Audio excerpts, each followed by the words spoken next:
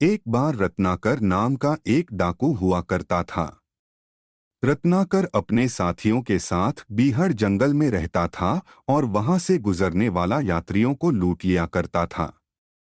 दूर दूर के इलाकों में रत्नाकर के नाम का खौफ था।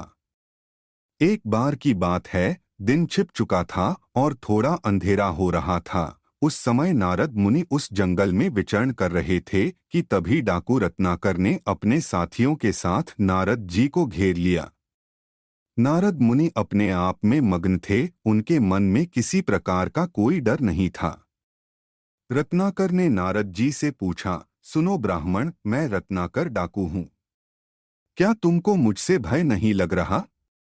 नारद मुनि ने कहा, रत्नाकर, मुझे किसी भी बात का भय नहीं है।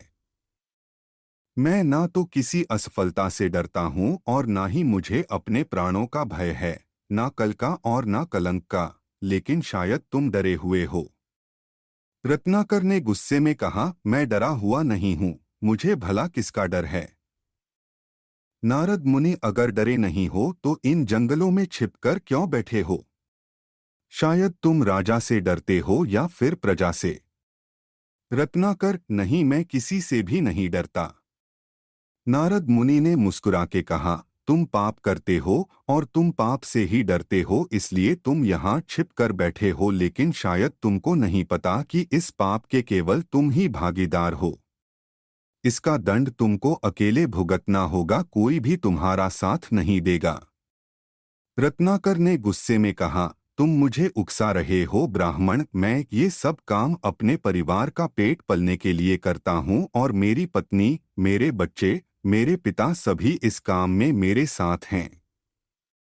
नारद मुनि ने कहा, सुनो रत्नाकर, मुझे अपने प्राणों का भय नहीं है। तुम मुझे यहाँ पेड़ से बांधकर अपने घर जाओ और अपने सभी सगे संबंधियों से पूछो कि क्या वह इस पाप में तुम्हारे साथ हैं।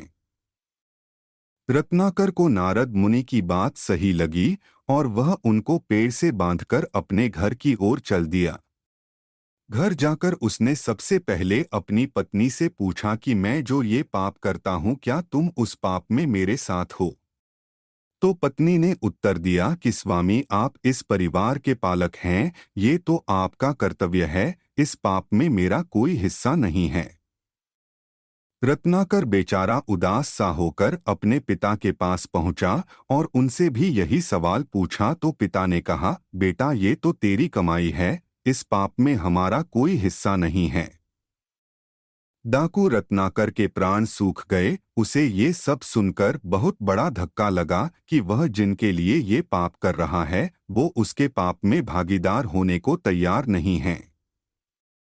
रत्नाकर हताश होकर वापस नारद मुनि के पास गया और नारद मुनि के पांव में गिर पड़ा और क्षमा मांगने लगा। नारद मुनि ने उसे उठाया और सत्य का ज्ञान दिया। नारद मुनि ने कहा, सुनो रत्नाकर, इस धरती पर तुम जो भी कार्य करते हो, चाहे गलत या सही, सबका पाप और पुण्य तुमको ही मिलेगा। अपने सभी कुकृत्यों के लिए तुम ही जिम्मेदार हो। तुमने पुराने जीवन में जो कुछ पाप किए, उसके जिम्मेदार भी तुम हो और आगे आने वाले जीवन में जो भी करोगे, उसके भी जिम्मेदार अकेले तुम ही होंगे। नारद मुनि ने रत्नाकर को सत्य से परिचित कराया और उन्हें राम का नाम जपने का उपदेश भी दिया।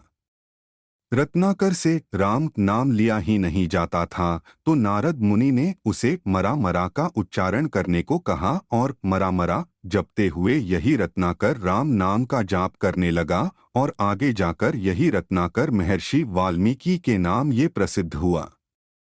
महर्षि वाल्मीकि आदिकाल के सबसे उच्च ऋषि हैं। वह संस्कृत के विद्वान कवि और दुनिया के सबसे बड़े ग्रंथ रामायण के रचयिता हैं। महर्षि वाल्मीकि ने ही हिंदुओं के सबसे प्रसिद्ध ग्रंथ रामायण को संस्कृत में लिखा। सत्य ही कहा गया है, राम नाम के इस शब्द में बहुत बल है, जिसने डाकू को भी भारतवर्ष के सबसे प्रमुख ऋषि के रूप में परिवर्तित कर दिया।